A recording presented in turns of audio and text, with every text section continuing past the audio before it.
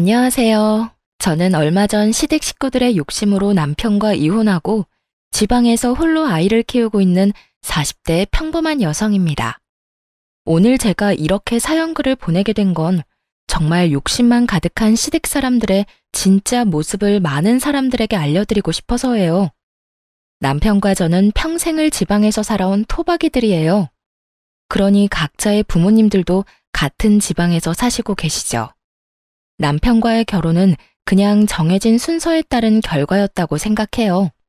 물론 결혼이라는 건 좀 더 신중해야 하는 게 당연하지만 다르게 보면 여러 가지 상황이 충족되어야만 가능한 일이니 결혼할 상황이었다고 볼 수도 있죠. 솔직히 결혼할 때 시부모님을 보고 이 결혼이 나쁘지 않겠구나 싶기도 했었어요. 그만큼 괜찮은 분들이셨거든요. 그렇지만 문제는 그분들이 아니더군요. 바로 남편의 누나들이 문제였어요. 위로 10살 그리고 8살 차이가 나는 두 신우들이요. 제가 남편과 동갑이었으니 신우들과 저도 똑같이 나이 차이가 났어요. 그리고 첫 만남도 무척 인상적이었죠. 아가씨가 우리 동생이랑 결혼할 사람? 만나서 반가워요. 난 첫째 누나예요. 이렇게 예쁜 아가씨랑 결혼을 하다니 복 받았네 우리 동생. 근데 평소에 요리는 안 하나 봐요? 손톱이 엄청 긴 걸 보니까. 언니, 설마 그렇겠어? 동생이 엄마 덕분에 얼마나 입이 고급인데 설마 요리도 못하는 여자 데려왔으려고? 근데 공장에서 일한다는데 괜찮겠어요? 우리 동생 아침에 식사 안 하면 안 되는데 공장 다니면 일찍 나가야 해서 밥 차릴 수 있으려나 모르겠네. 신우들의 말에는 뾰족한 가시가 있었어요. 듣고 있는데 벌써부터 피곤하더군요. 그렇지만 제가 시누이들과 같이 살 것도 아니고 크게 문제 없을 거라 생각했어요. 시누들이 말하는 것만큼 남편이 유별나거나 그런 걸 요구한 적은 없었거든요. 솔직히 저도 당하고만 있는 성격은 아닌지라 만약 당연하게 그런 걸 요구했다면 당장이라도 박차고 나왔을 거예요. 지금 마음으로는 그때 그렇게 박차고 나왔더라면 나이 들어서 그런 마음고생은 안 했어도 됐지 않을까 싶은 마음이 들기도 하지만 그것도 제 팔자겠죠. 어쨌든 저희 결혼은 생각보다 순탄하게 흘러갔어요. 남편은 당시에 작은 회사에서 일하고 있었고 저는 공장에서 생산직으로 일하면서 열심히 생활을 이어나갔죠. 제 예상대로 신우들과 만나는 일은 그리 많지 않았어요. 대신 시부모님과는 자주 만났었죠. 직장 일로 바쁜 저희들이 끼니를 잘 챙기지 못할까봐 항상 걱정하던 시모는 저희를 시부모가 운영하는 음식점에 항상 불렀어요. 시부모는 당시에 그 지역 주민들에게 인기가 많은 음식점을 운영하고 있었거든요. 그걸로 돈도 많이 버셨고 가게도 확장을 고민할 정도의 상황이었어요. 일주일에도 몇 번씩 남편과 저는 시부모의 가게에서 식사를 하고 담소도 나누고 좋은 시간을 보냈어요. 신우들과 만날 일도 크게 없었으니 마음도 편했죠. 시부모님들은 대화를 하면 할수록 좋은 분이었어요. 두 분도 함께 일을 하시는 상황이라서 그런지 모르겠지만 저희가 맞벌이로 힘든 상황을 모두 이해해 주시더라고요.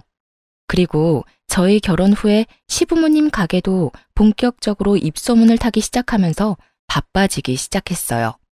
그래서 밥 먹으러 가는 것도 굉장히 죄송스러울 때도 있었거든요. 그럴 때는 주말에 시모를 위해 일을 도와드린 적도 많았어요. 제가 결혼 3년 차쯤 됐을 때 시부가 가게 쉬는 날 저희를 불렀어요. 집에 갔더니 시부모와 신우까지 모두 앉아 있었죠. 무슨 일인가 싶었는데 시모 입에서 나온 말들은 저희를 심란하게 만들었어요.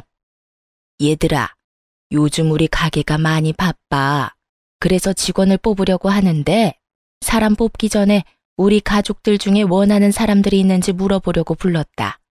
너희들한테는 굳이 우리가 하는 일 물려줄 생각은 없었는데 가게가 잘 되니 욕심이 나는 것도 사실이야.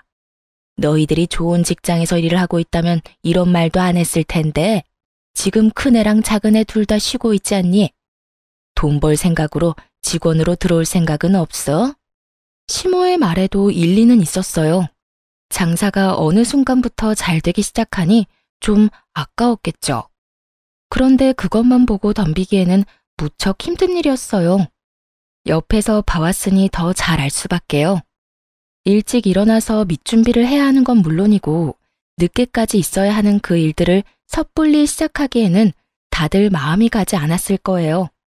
게다가 큰 신우는 전업주부고 작은 신우도 파트타임으로 일을 하고 있었으니 누구 하나 맡아 하기를 꺼리는 눈치더라고요. 저는 생산직으로 일하고 있으니 해당 사항 없다고 생각해서 저는 그냥 가족회의에 참석하는 느낌으로 듣고 있었어요.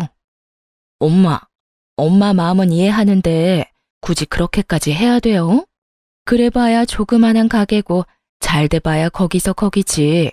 그리고 나는 엄마도 알다시피 박서방이 좀 예민하잖아.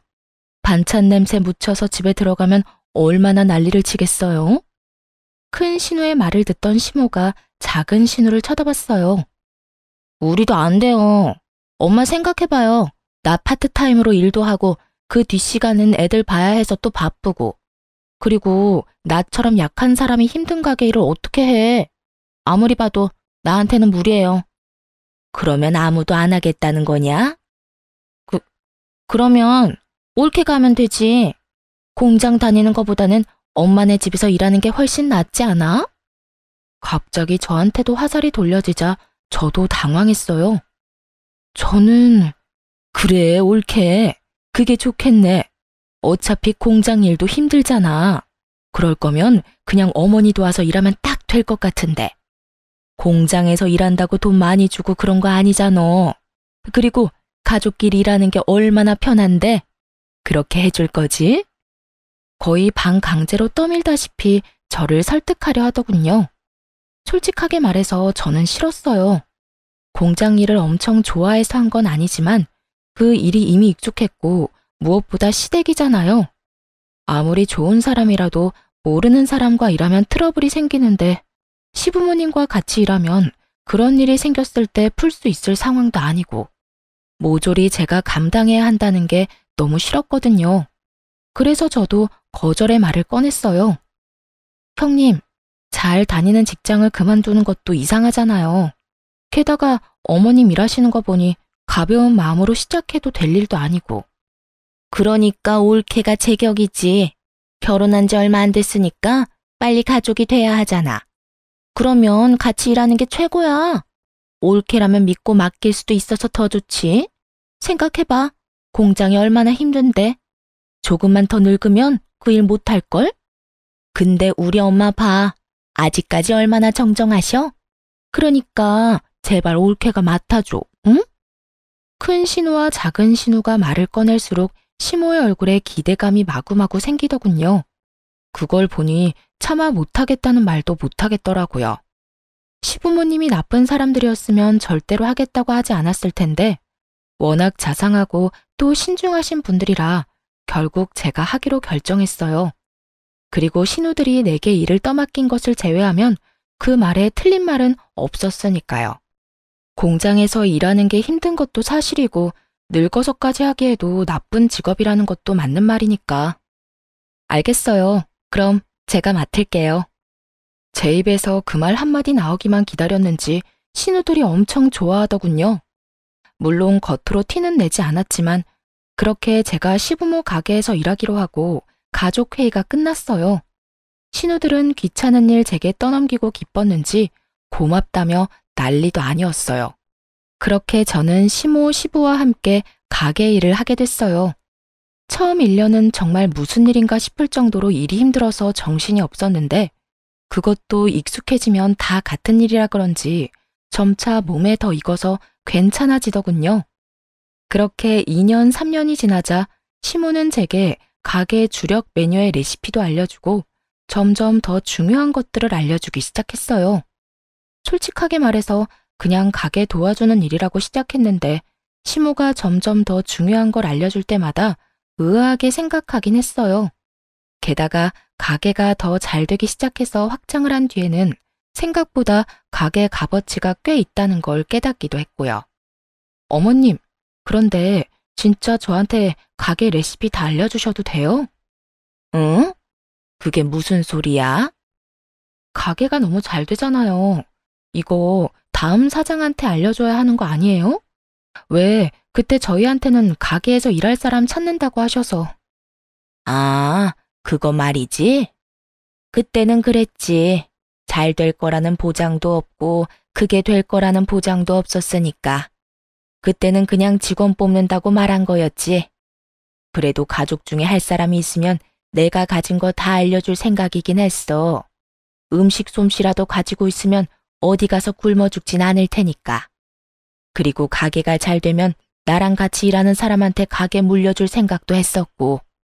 가게를 물려줘요? 그래, 이렇게 잘 되는 가게 이왕이면 가족이 이어받아서 하면 좋잖니? 그때는 이렇게 확장까지 할 정도로 잘 될지 몰랐다만 그래도 네가 해준다고 해서 얼마나 다행인지 몰라. 내가 무슨 일이 생겨도 이제는 네가 사장이 되어 이끌어가면 되니까. 이 정도 규모면 부족함은 없이 살 수 있을 테고. 저는 시모의 말에 깜짝 놀랐어요. 뒤를 이어받으라는 말이 사장이 되라는 말이라고는 생각도 못했으니까요.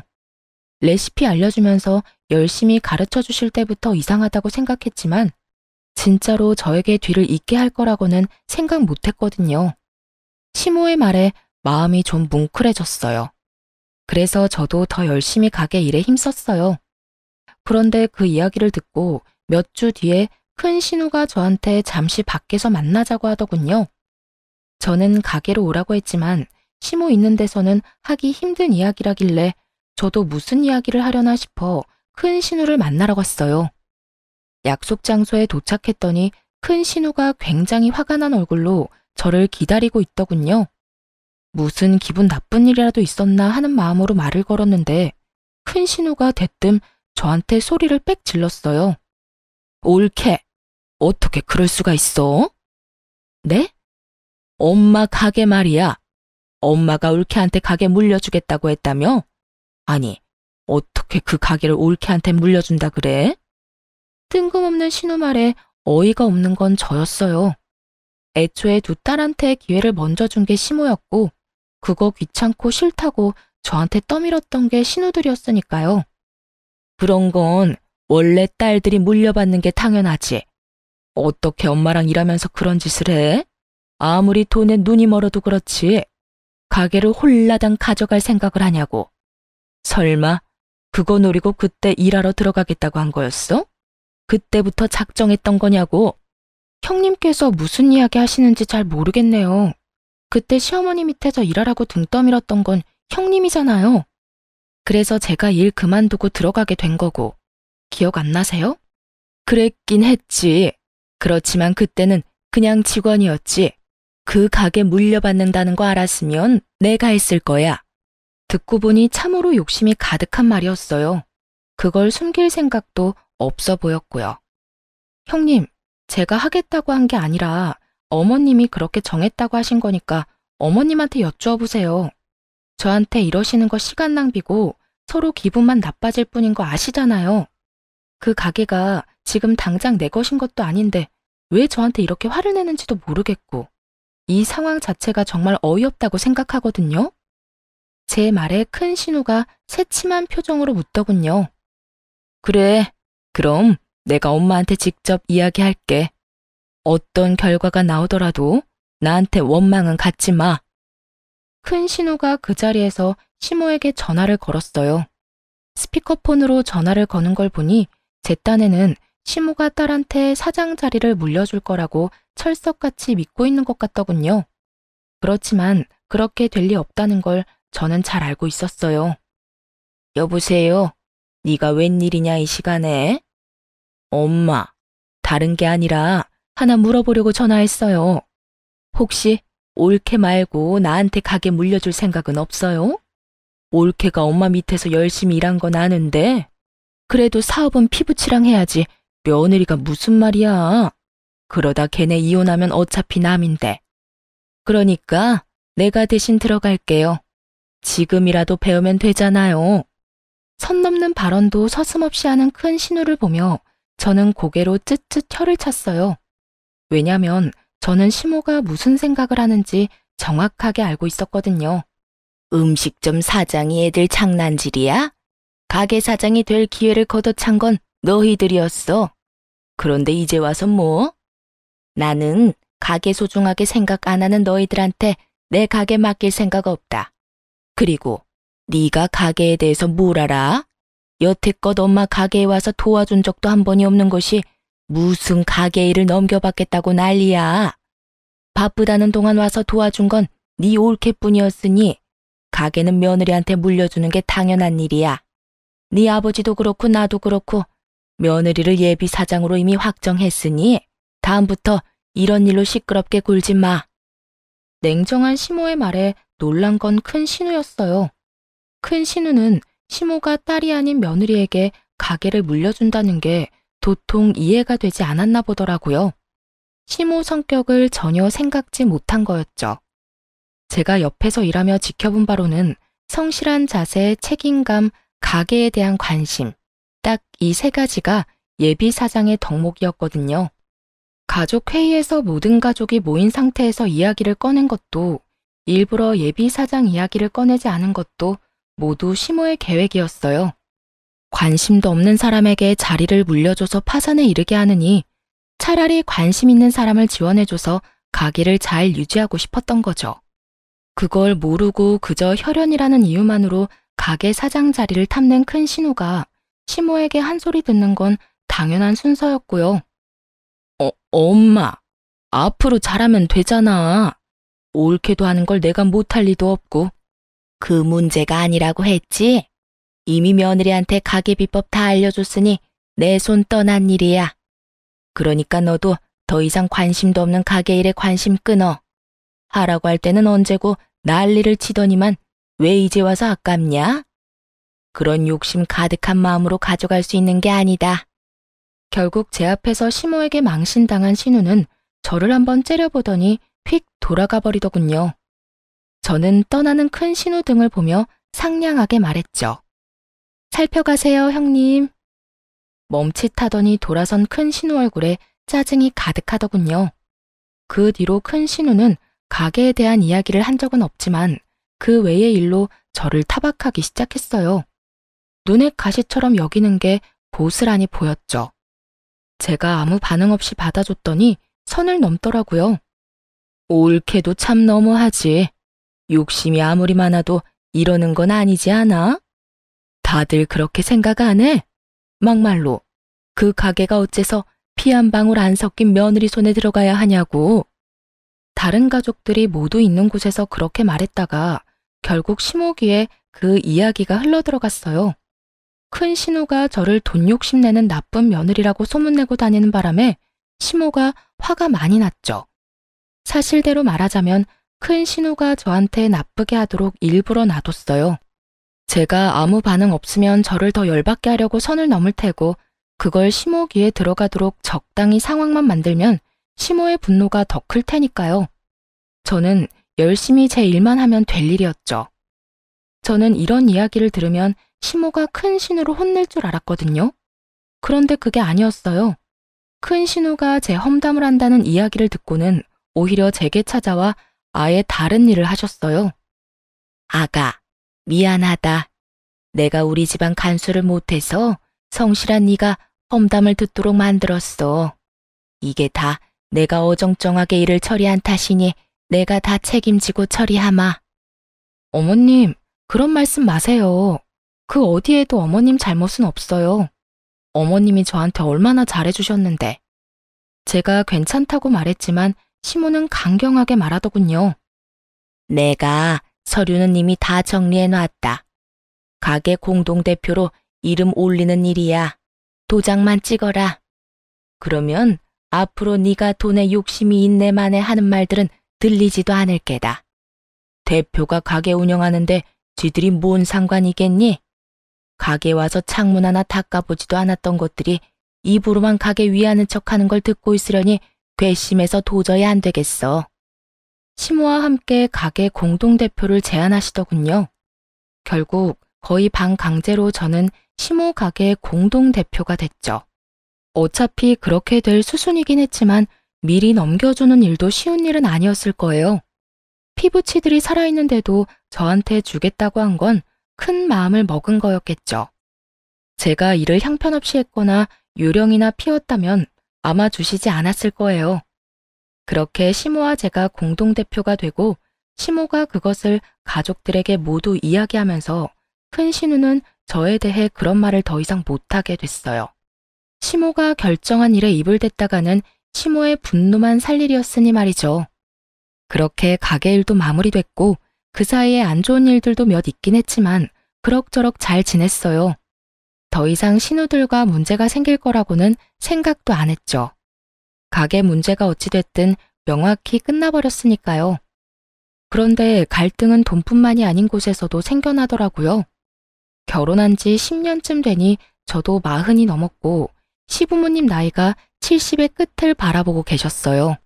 언제까지나 정정할 거라고는 생각도 안 했지만 두 분 다 워낙 일하시는 걸 좋아하시고 또 건강도 잘 챙기셔서 아플 일은 없을 거라 생각했어요.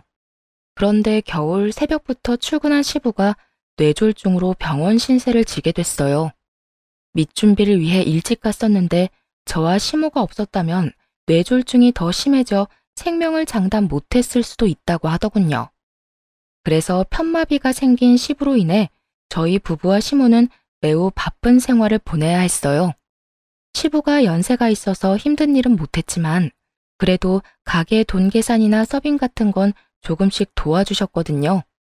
그런데 그런 시부께서 아파서 병원에 입원해 있으니 누구라도 간병을 해야 했어요. 저와 남편 시모가 번갈아 가며 병원을 오가야 했죠. 그런데 힘든 일은 언제나 몰려오는 건지 친정엄마에게 온 연락은 저를 더 우울하게 만들었어요. 딸, 어쩜 좋아. 너희 아버지 계단에서 떨어졌어. 허벅지 뼈가 부러져서 수술해야 된다는데 빨리 좀 와줘, 응? 정말 청청병력 같은 소리였어요. 제가 외동딸이었기 때문에 어머니 말고는 도와줄 사람도 없었죠. 어쩔 수 없이 저는 시모에게 제 사정을 설명했어요. 그런데 시모도 남편도 그날따라 일이 있어서 안 된다고 하더군요. 저희 셋 다 간병을 하니 어쩔 수 없이 간병 안 하는 날은 밀린 일을 처리하곤 했거든요. 두 사람 다 미리 잡아놓은 약속이 있어 시모가 한 가지 좋은 생각을 떠올렸죠. 둘째야, 너 오늘 하루만 아버지 병간호 좀 하거라. 너 아버지 아프고 나서 한 번도 병간호 한 적 없지 않니? 앞으로 해달라고 안 할 테니 네가 오늘만 좀 봐줘. 시모 요구에 작은 신우도 별말 없이 따르는 듯 보였어요. 그렇게 저는 친정아버지 수술할 때 직접 병원에 갔고 놀란 친정어머니를 달래며 각종 보험을 알아봤어요. 그리고 저녁에 완전히 정신적으로 녹초가 되어 집에 돌아왔죠. 그런데 저녁 9시쯤에 작은 신우에게서 전화가 왔더군요. 저는 감사 인사라도 해야겠다 싶은 마음에 전화를 받았어요. 옳게, 어떻게 이럴 수가 있어? 어떻게 시어머니를 시켜서 자기를 나한테 떠넘겨? 그게 어디서 배워먹은 짓이야? 일이 있더라도 나한테 맡길 일이 아니지. 옳게도 며느리가 아니라 가족인데. 전화 받자마자 화내는 작은 신우의 목소리를 들으며 저는 한숨을 푹 쉴 수밖에 없었어요. 아, 형님. 저도 병간호 빼고 싶어서 뺀 게 아니에요. 친정아버지 대퇴골이 부러져서 수술을 해야 한다는데 그럼 어떻게 해요? 아시잖아요. 저는 외동이라 저희 집에 어머니가 의지할 만한 곳이 없어요. 그리고 형님, 아버님 안 보고 싶으셨어요? 간병이 아니라 아버님 얼굴 보는 자리라고 생각하시면 될 일을. 너 지금 나한테 가르치니? 어이가 없어서? 너만 바빠? 나도 바빠.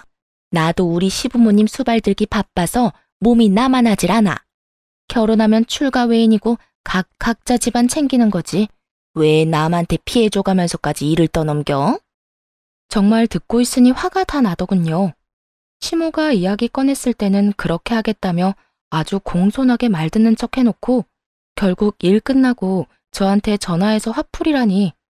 한마디 더 하려다가 어차피 말도 안 통한다 싶어서 네네 하고 전화 끊었어요.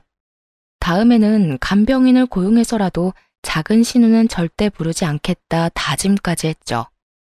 그런데 그 전화 받은 다음 날 작은 신우가 시부 입원한 병원 근처에 있는 어느 상가 빌딩에서 나오는 걸 봤어요. 그런데 그 빌딩은 1층이 뽑기 가게에 위로는 헬스장, 사교 댄스 학원만 있었거든요. 계단을 타고 오르는 걸 보니 헬스장 아니면 사교 댄스장인데 헬스장은 그날 정기적으로 문을 닫는 날이더라고요. 그걸 알고 나니 참 어이없었죠. 시부모 수발 들어야 한다는 사람이 사교 댄스장이나 들락날락거리고 있었으니 게다가 자기 아버지가 아파서 병원 신세를 지고 있는데 그놈의 사교 댄스를 가고 싶었는지 참 열불이 나더군요. 제가 말해봐야 백날 소용없는 짓이고 작은 신우가 귀담아 들을 것 같지도 않아서 속으로만 혀를 차며 조용히 집으로 돌아왔어요. 그런데 말이죠. 며칠 뒤에 저는 뜻밖의 전화를 받았어요. 바로 작은 신우의 남편인 아주버님이 저한테 연락을 했더라고요. 원래 연락을 할 일이 없는 사이고 무슨 일이 있으면 남편과 작은 신우 통해서 말을 전하는 게 더 편한데 직접 제 전화로 전화를 하셨더라고요. 처음에는 모르는 번호라서 아예 안 받으려고 했었죠. 그런데 연달아 연락하는 모양새가 왠지 스팸 전화는 아닌 것 같아 전화를 받았어요. 처남댁, 내가 꼭 처남댁한테 하고 싶은 이야기가 있어서 전화했어. 아, 네, 아주버님. 말씀하세요. 무슨 일 때문에 연락하셨어요? 저는 아주버님이 제게 물어볼 게 있나 보다 싶었죠. 신우를 통하지 않고 연락이 왔으니까요. 그런데 아주버님이 아주 묘한 소리를 하더군요. 우리 와이프 오늘로 벌써 나흘째 장인어른 병간호 중이야. 부모님 아프니 가볼 수 있지. 하지만 그렇다고 해서 우리 부모님도 힘든데 와이프가 자기 친정에만 매달리는 것도 좀 아니지 않겠소? 그리고 장인댁에는 자식이 셋이나 되잖나. 그러면 간병도 나눠서 해야 맞는 거고. 우리 쪽은 얼마 전에 형님 돌아가시고 나 혼자라 힘든데. 전 당황했어요. 작은 신우는 딱 한 번 저 대신 대타로 뛴 이후에 한 번도 저를 도와준 적이 없었거든요. 그날 하루를 제외하고는 여전히 시모와 남편 제가 번갈아가며 간병을 하고 있었는데 이런 이야기를 들으니 어이없죠. 처남댁이 얼마나 힘든지는 나도 아네. 그렇지만 그렇다고 내 아내를 그렇게 오랫동안 붙잡아 놓으면 어떡해? 와이프가 친정아버지 병간호 때문에 시어머니 병간호까지는 힘들다면서 지금 며칠 동안 그쪽으로만 출퇴근하잖아. 잠시만요, 아주버님. 뭔가 잘못 알고 계신 것 같은데요. 작은 형님께서 아버님 간병하신 건 하루뿐이에요. 그 뒤로는 와보지도 않으셨어요. 일주일에 딱 한 번 오시기는 하시는데 1시간도 안 돼서 가시고요. 뭐? 그게 사실이야? 네. 못 믿으시겠으면 어머님이랑 남편한테 전화해 보세요. 다들 당번 정해서 시아버지 간병 중이고 안 되는 날에는 따로 형님들께 부탁드리는데 여태 저만 딱 한 번 부탁했을 뿐이에요. 남편에게는 친정아버지 간병 간다고 숨기고 열심히 유희를 즐기고 있었던 작은 신우의 대담함에 놀라기도 했어요. 저는 이 기회를 놓치고 싶지 않았어요. 분명히 작은 신우를 혼쭐을 내줄 수 있는 절호의 기회였죠. 아주버님, 제가 말씀드리기 좀 조심스러운 일이 있는데요. 사실 아버님 병원 근처에서 작은 형님을 뵌 적 있었어요. 그게 사교 댄스 학원을 다니시던데요. 사교 댄스? 충격을 받은 아주버님은 아무 말도 못하더군요. 어딘지 알려드릴까요? 한번 찾아가 보시면 될 것 같은데. 결국 아주버님의 성화에 사교 댄스 주소를 알려줬고 이틀 뒤에 난리가 났죠. 작은 신우가 아주버님한테 탈탈 털린 채로 시댁으로 왔거든요. 무슨 이야기인지는 말도 안 하고 저만 끊임없이 노려보더군요. 옳게. 어떻게 그럴 수 있어? 우리 남편한테 그런 말하면 내가 곤란해질 거라고는 생각도 안 한 거야? 남편이 나한테 얼마나 화가 났는데 왜 그런 쓸데없는 말을 해서 이 난리를 피워? 느닷없이 저에게 화를 내는 작은 신우를 보며 저는 억울하다는 표정으로 말했죠. 작은 형님, 제가 뭘 어떻게 했다고 이러세요? 저도 피해자예요. 아주버님이 저한테 전화와서 엄청 혼내시는데 그럼 제가 하지도 않은 일로 욕을 먹어야 한다는 뜻이에요? 그리고 제가 뭘 알려드렸던 그게 거짓말도 아니고 제가 본 그대로 말씀드렸을 뿐인데 저한테 이러시면 곤란하죠. 아니 이게 다 무슨 말이야? 도대체 뭐 때문에 박서방이 그렇게 화가 났어? 둘째 네가 말해봐라. 작은 신우는 시모 눈치를 보더니 입술을 꽉 닫아버리더군요. 시모가 작은 신우를 보더니 이번에는 저에게 눈빛으로 물어보더라고요. 저는 아는 그대로 말해줬죠. 아주버님이 저한테 전화와서 작은 형님을 왜 자꾸 부르냐고. 벌써 며칠째 장인어른 병간호 하느라 시어머니 병간호는 하지도 않는다며 저한테 너무하다고 화를 내셨어요. 그래서 제가 무슨 소리 하시냐. 작은 형님은 딱 한 번 나 대신 병간호 해준 거 말고는 병간호 한 적 없다고 말씀드렸죠. 작은 형님이 어디 가시는지 궁금해하시길래 제가 본 그대로 사교 댄스 학원에 다니시는 것 같다고 말씀드렸을 뿐이에요. 뭐? 야, 너희 아버지 핑계대고 지금 탱자탱자 놀았어? 그것도 사교 댄스? 네가 정신이 나갔네, 정신이 나갔어. 그런 주제에 올케가 하루만 네 아버지 간병해달라는 거 가지고 그 난리를 쳤어? 시어머니도 친정아버지도 너한테는 사교 댄스보다 못하다 이거야? 모든 걸 알아버린 시모가 작은 신우의 등짝을 후려째더군요. 속이 어찌나 시원하던지.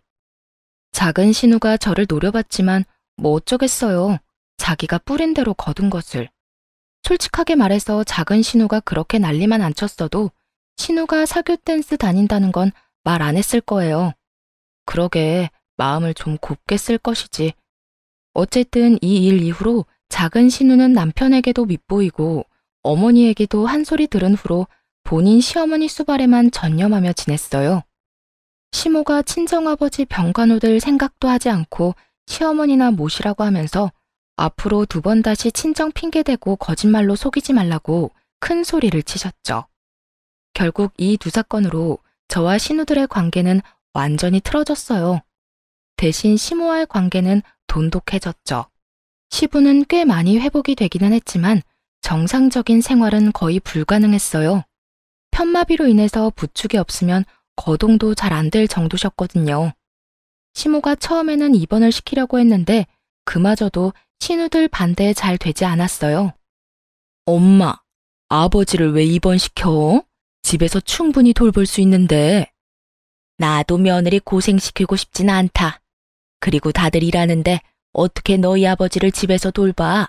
말도 안 되는 소리야. 왜 말이 안 돼? 내가 복지센터에 상담해봤어. 주간 보호라고 낮 동안 어르신들 봐주는 거 있대. 점심도 주고 어린이집처럼 차량으로 집까지 이동도 해주고. 그거 하면 될 것 같은데? 형님, 그런데 그것도 돈이 좀 들던데 거기에 드는 비용은 셋이서 나누면 될까요? 솔직히 당장 집에서 내내 시부를 보라는 것도 아니니 그 정도는 이해하고 넘어가려고 했어요.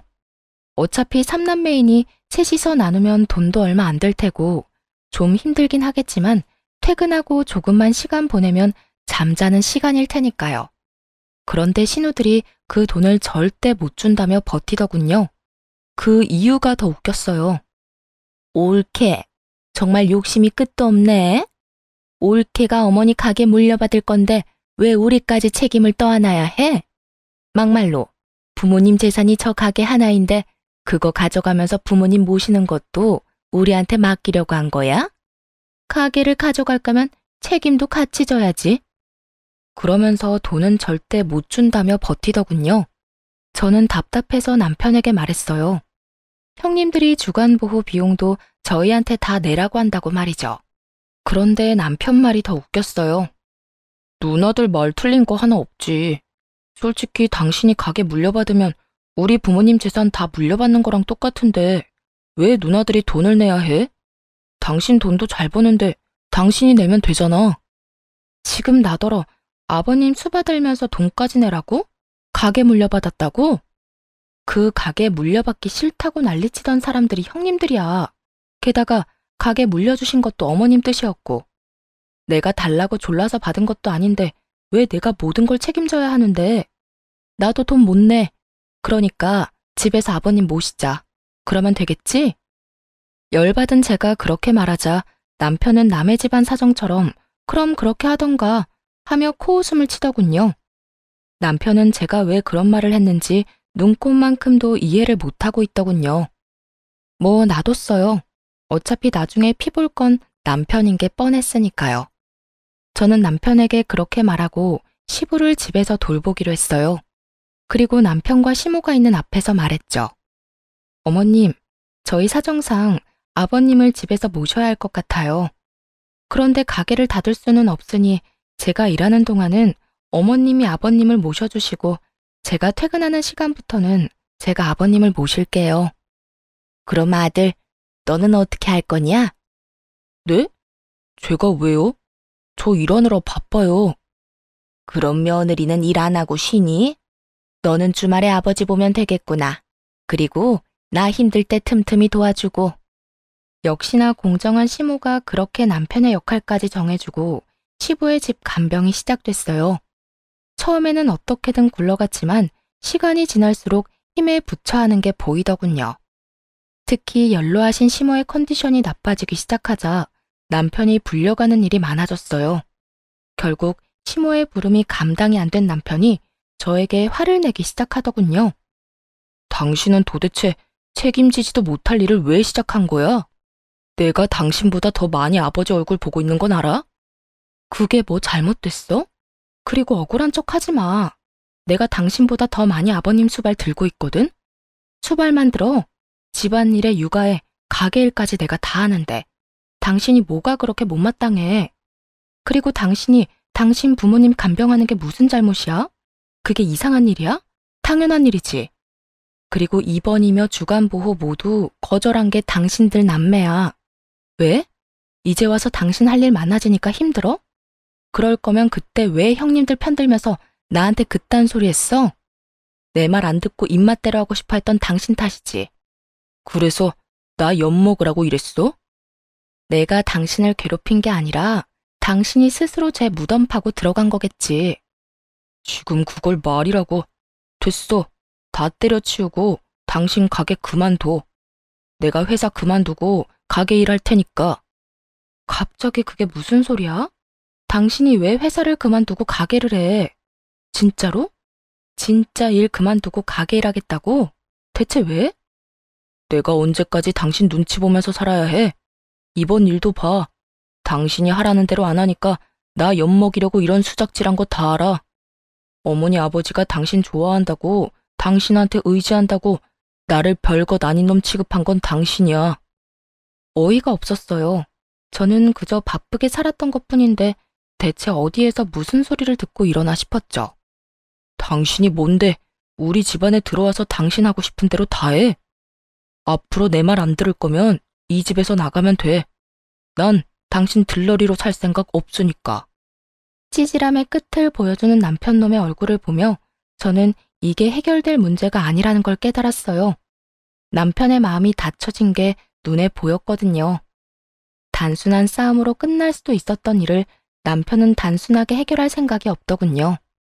집에서 나가라는 말에 제가 나지막이 되물었어요. 당신 이혼하자는 거야? 그래. 말길 잘 알아듣네. 이혼해. 가게는 나한테 넘기고. 그 가게 당신 것도 내 것도 아니거든? 어머님한테 물어보고 와. 그리고 이혼하는 거 나도 찬성이야. 부모님 두 분 보고 살았지. 내가 찌질한 당신이랑 두 시누이 생각하면 진짜 이제라도 인연 끊는 거 다행이라고 생각하니까. 결국 저와 남편은 이혼을 하게 됐어요. 남편 놈은 아주 기세가 등등하더군요. 제가 없어도 가게 일이며 집안일 다 해결할 수 있을 거라고 아주 호언장담을 했어요. 하지만 이혼 직후 시모의 행동 때문에 남편의 기대는 와르르 무너졌어요. 이혼을 하고 나자 시모가 저를 따로 만나자고 하더라고요. 그래서 나갔더니 그러더군요. 애미야, 네가 고생이 참 많았다. 내 밑에서 힘들게 일도 하고 모자란 아들놈 때문에 이리 이혼까지 하게 돼서. 그래도 내 손주들 엄마잖니? 그러니까 내 가게 네가 온전히 가져가거라. 그걸로 애들 키우고 열심히 살아. 네가 해온 것들을 보니 너라면 충분히 그 가게 잘 살릴 수 있을 거야. 시모의 행동에 저도 당황했어요. 신우들 말처럼 제가 피도 한 방울 섞이지 않았는데 음식점을 고스란히 물려주겠다니. 그러지 않으셔도 돼요. 이미 이혼했는데 그런 것까지 받으면. 그만. 내가 너 좋으라고 주는 줄 아냐? 손주들 생각해서 주는 거야. 애들 데려가면서 가게까지 이르면 어떻게 먹고 살 거야? 이혼을 했지만 손주들은 내 손주들이다. 그러니까 잔말 말고 받아. 우리는 그간 모아놓은 돈이 제법 되니 괜찮을 거다. 어떻게든 가게를 제 손에 들려주려는 시모 모습에 결국 고마운 마음으로 가게를 물려받았어요. 오로지 단독 대표가 된 거죠. 시모는 제게 가게를 넘기고 가게에 아예 나오지도 않으셨어요. 몇 번 전화 통화를 하니 시부 병간호를 하고 있다더군요. 남편 놈이 버는 돈으로는 간병인을 구할 수도 없고 신우들이 봐줄 사람들도 아니니 어쩔 수 없는 상황이었던 것 같아요. 그런데 그 이후로 시모와의 연락이 뚝 끊겼어요. 거의 1년 넘게 연락이 안 되다가 어느 날 갑자기 전 남편이 가게로 찾아왔더군요. 거들먹거리며 저한테 명령조로 말도 안 되는 말을 짓거리더라고요. 당신한테도 알려야 할 것 같아서 전화했어. 우리 어머니 치매 걸렸어. 아버지 병간호하다가 스트레스 많이 받으셨는 것 같아. 그래서 하는 말인데 당신 우리 어머니 좋아했잖아. 얘 가족의 정을 봐서라도 우리 부모님 좀 돌봐주면 안 되겠어? 가게 걱정은 하지 말고 그 가게 나한테 넘기면 다 해결될 일이니까. 당신은 부모님만 잘 돌봐주면 돼. 그러면 내가 월급으로 돈도 줄 테니까. 정신 나간 소리를 찍찍 해대는 전 남편의 목소리에 저는 코웃음이 다 났어요. 뭘 모르니 저렇게 용감하게 짖을 수 있는 거겠죠? 당신이 병간호하면 되지 왜 나한테 명령질이야? 부탁을 해줘도 들어줄까 말까 한 판에 뭐? 가게 넘기고 부모님이나 돌봐주라고? 한 달에 월급을 1,000만 원을 준다고 해도 안 한다 이놈아. 이 가게에 어머님이 직접 내 손에 들려주신 거 당신은 모르지? 어머님이 손주들 힘들게 키우지 말라고 나한테 주신 건데 네가 애비면 자식 생각을 해서라도 뺏으면 안 되지. 전 남편놈은 아직까지 어머니와 제가 공동대표라고 알고 있더군요. 제 말을 듣고서야 시모가 대표 자리에 없다는 걸 알고 완전 난리를 쳤어요. 왜 이 가게가 당신 거야? 어머니가 진짜 당신한테 주신 거라고? 이건 뭔가 잘못됐어. 그건 우리 어머니 거라고. 가게 가져갈 생각이라면 꿈 깨. 이미 옛날에 명의도 나한테 이전됐고 대표도 나 혼자야. 당신이 가져갈 수 있는 건 하나도 없다고. 제 말에 충격을 받은 전 남편은 부러움에 배가 너무도 아팠는지 생떼를 쓰며 입에 담지도 못할 말들을 저에게 쏟아붓더군요. 그 욕을 들으며 저놈이 제 자식들 아빠라는 게 새삼 부끄러울 지경이었어요. 지금 상황이 어떻게 된 건지 당신이 몰라서 그래. 나 지금 부모님 두 분 다 내가 모시게 생겼거든. 그것도 돈도 한 푼 못 받고. 가게라도 있어야 이걸로 누나들을 어떻게든 부모님 수발 들도록 만들 수 있을 거 아니야. 참 대단한 아들이네. 나랑 이혼하고 신우들한테 시부 떠넘겼다며? 내가 모를 줄 알아? 결국 혼자 두 분 모시게 생겼네. 아주 효자야, 효자. 웃는 저를 바라보던 전 남편 표정이 아주 똥 밟은 것처럼 일그러지더군요. 아니, 근데 왜 이 가게에 그렇게 집착을 해? 시댁집 팔면 되잖아. 그걸로 돈 나오면 간병인을 구하던 요양원에 보내던 하면 되지. 그 집? 그거 이미 우리 누나가 담보대출 받아가서 깡통된 지 오래야. 그거 대출 받을 때도 내가 이 가게 하나 생각하면서 버텼는데 그게 언제 당신 앞으로 명의 이전이 되어 있었던 거냐고. 이게 전부 다 당신 때문이야. 저는 행패를 부리기 시작하는 전 남편을 경찰에 신고했어요. 그렇게 가게에서 쫓아내버렸죠. 재산이 필요할 때는 시부모와 며느리 사이 이간질하고 알랑방귀 끼어가며 남한테 대리호도 시키려던 자식들이 부모 아프니까 어떻게든 서로에게 떠넘기려는 모습을 보니 이 사람들과 가족의 연을 끄는 게 다행이라는 생각이 들었어요. 이혼을 안 했더라면 저만 더 힘들어졌을 테죠. 그 모습을 보니 시부모가 저한테 가게를 물려주려 한 것도 어느 정도 이해는 가더라고요. 시모에게는 자식이나 다름없는 가게인데 자식들 성정을 알고 있으니 오래가지 않아 헐값에 팔아버릴 거라는 걸 예상한 건지도 몰라요. 이들을 보면서 정말 간절하게 느낀 게 있다면 제 자식들만큼은 절대로 저런 짓 하지 않도록 교육을 단단히 시켜야겠다는 거였어요. 눈앞에 시기와 질투에 눈이 멀어 가족으로 받아들였던 이를 내쫓는 것도 모자라서 늙은 부모를 모시기도 싫어하는 사람들처럼 만들고 싶지는 않거든요. 그래도 다행인 건 이혼하고 힘든 상황에서 저희 아들, 딸 둘 다 의젓하게 잘 자라고 있다는 거겠죠. 더 커서 어른이 되면 저한테 효도를 하겠다며 일하며 자신들을 위해 희생한 어머니가 가장 자랑스럽다고 말하는 아이들 덕분에 오늘 하루도 살아갈 맛이 나는 것 같네요. 여태껏 앞만 보고 달렸어요. 목표라고는 그저 어떻게든 잘 살겠다는 막연한 것만 가지고 살았는데 이혼을 하고 나서야 현실적으로 와닿는 것 같아요. 집안을 지탱해야 하는 가장의 무게와 아이들을 잘 키워내야 한다는 엄마의 마음이 저를 더 노력하게 만든 것 같네요.